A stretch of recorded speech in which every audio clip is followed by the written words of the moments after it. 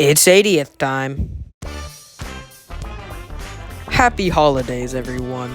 Today is the long-anticipated 80th anniversary Motorized review, where I will be ranking and rating every single Motorized engine this year. If you somehow don't know, Mattel randomly decided, maybe we should put more effort into our Thomas toys for the 80th anniversary. And they did! They released a whole new Motorized and diecast line with all new toolings with Duck and the Flying Scotsman. How? When I first saw these, I knew I had to get my hands on them. Now let's start reviewing these 80th anniversary models. Never mind, James, whispered Toby. They're only joking. Ha ha! James is easily my least favorite model from this line. He's huge compared to Thomas, his wheels don't line up with his splashers, his boiler is fat as hell, and even with the white running board, it doesn't even go to his first splasher. One thing I do like about this model is the open cab and the tender. It's accurate in size, and I think the coal removability is a nice feature, although it sacrifices having these giant holes on his tender. Other positive details include the face, the overall detail and lining, and his front pony truck wheel being included. Overall, I think this model is a 6 out of 10. Garfield, you fat cat. You are so big and fat. Why are you so fat? Next up on the ranking, we have Gordon. Gordon gets a lot of hate online because of his overall shape, which I can understand. This problem does not apply to me, however. He's got great detail, a cool looking side rod piece, correct shaped buffers, and the correct shaped roof. Gordon's tender is basically the same as James, but blue and with Gordon's detailing. And it even has the circle buffers, which I do not like. I think the model looks great other than one specific detail, the running board. It's super short and it makes Gordon look really fat as a result.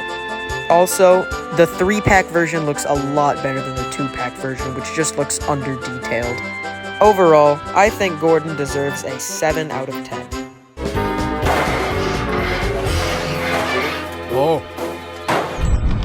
And here is Flying Scotsman, and he looks pretty good for the most part. My favorite thing about him is that he isn't a repaint of Gordon. He's got smoke deflectors, the nameplate, the correct shaped dome, and he even has a longer running board, making him look a lot better.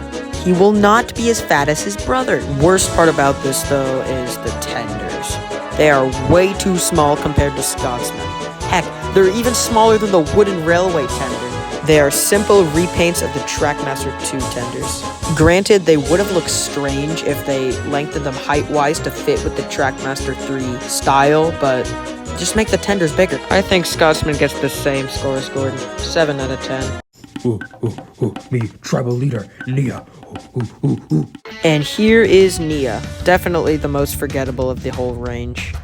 The overall proportions are nice, but a lot of her was under-detailed. I had to use a gold Sharpie to pick out these, the lamp, the Westhouse pump, but her proportions are accurate, so it kind of makes up for it.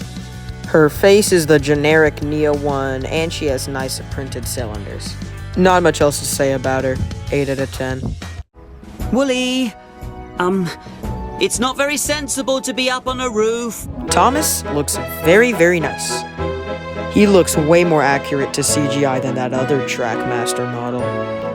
What is that? While I don't have the 3-pack version of Thomas, I have the barrel load and launch delivery set version, which I think is better. He's got a nice happy face, weird water detailing on the sides, and overall great proportions.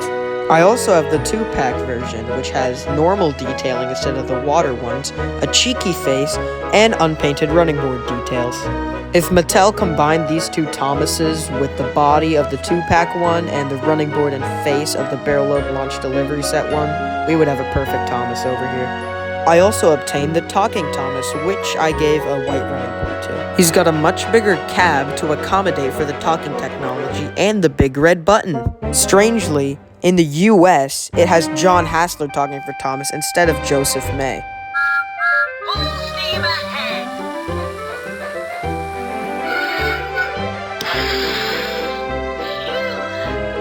Overall, I think the Thomases get a 9 out of 10. They are very good models.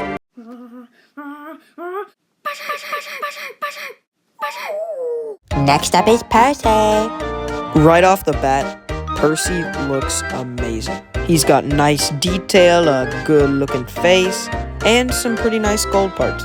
Percy has some weird oddities though. He's missing his second dome, he has the side rod rivet for the middle wheel even though he doesn't have one, and he has the weird water detailing just like Thomas's, which is also fixed in the 2-pack. Overall, Percy is one of the best in this range. Also, my 2-pack version of Percy has a slight misprint where his eyes are slightly lower where they should be, making him only look left. I think Percy also gets a 9 out of 10. While you guys, have a bigger army than I have, my army is much stronger than yours combined. Who else were you expecting? Duck obviously reigns supreme. He has a nice green, his details are clean, his wheels line up with the splashers, and he has a great face. I think he looks better than the original. I also think Thomas and Percy look better, but they have some weird oddities. Duck is perfect. His cab is a little tall, but the simple fact that he is Duck cleanses all sins. Easily the best. 10 out of 10. Now that we've taken a look at the engines, let's look at the rolling stock. First up are Annie and Clarabelle, who look very nice. There is one problem that I have with some of the rolling stock. Let's listen to Annie roll along the table. Nice and quiet. Now let's listen to Clarabelle. Good God. For some reason, Mattel gave a lot of the rolling stock these stupid spiked wheels that make a lot of noise and look ugly. I had to swap Andy's wheels with a spare James tanker to make them look nice. The other thing about these models is the fact that you can open their roofs to see their insides. They're pretty nicely detailed, but I doubt you'll find a figure of any size that'll fit in these tiny seats. Overall, I think they look pretty good. 8 out of 10. Next up, we have Gordon's Express Coach. Hold on a sec. This isn't an Express Coach. It's a repaint of the All Engines Go one. Hey, this guy's a great big phony! I mean, it's cool we got an Express Coach, but this does not do enough justice. And it also has the stupid spiked wheels. This is awful. 2 out of 10. Next, we have James's White Tanker.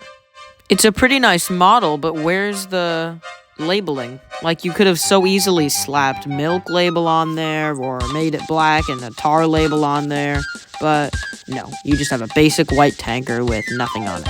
It's also kind of short, but it has normal wheels, so that's pretty nice.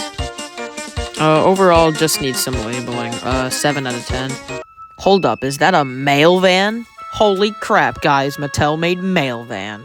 But here's the catch. You see, with my version, I painted the little details on it to make it look a lot better. Like the wheels, added the mail logos on the other side, and overall just made it look a little nicer. The extra added details definitely make it look better, but the base version that comes in the Percy 3-pack, I think gets a 6 out of 10. Brake vans. So overall, they got pretty good detail, pretty nice colors, but there's one thing wrong about these models. What are these wheel colors? And why are they spiked? Just because of the wheels, these things get a 5 out of 10. Come on. Nia's Elephant Flatbed. Overall detail is pretty nice, but the wheel color is atrocious, but they're not spiked, so it's fine. And the elephant was very under-detailed when I had it. 5 as well. Trucks! One thing to mention is I don't have the troublesome trucks from the Thomas 3-pack, which are the best ones, so we only look at these for now. We have green and red, and blue with barrels. These two were just generic Trackmaster 2 trucks, so 5 out of 10. And we have this one, which I would say would be better because it's longer in length, but it also has spiked wheels, so nothing is sacred. Also 5 out of 10. Well, that's all the rolling stock and main engine, so there can't be anything else to talk about. Oh yeah, you two.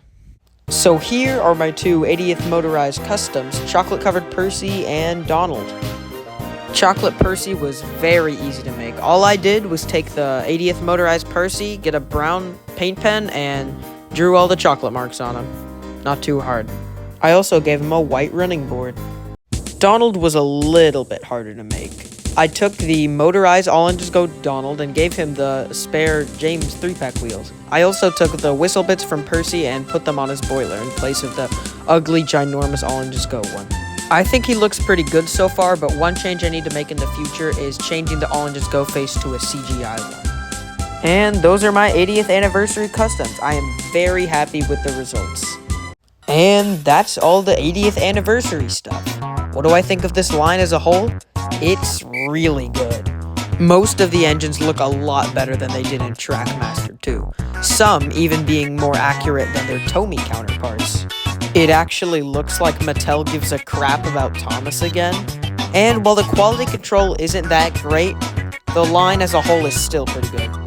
I hope this line goes on past 2026 and it doesn't just end up reusing 2 links for the rest of the characters. Peace out, y'all.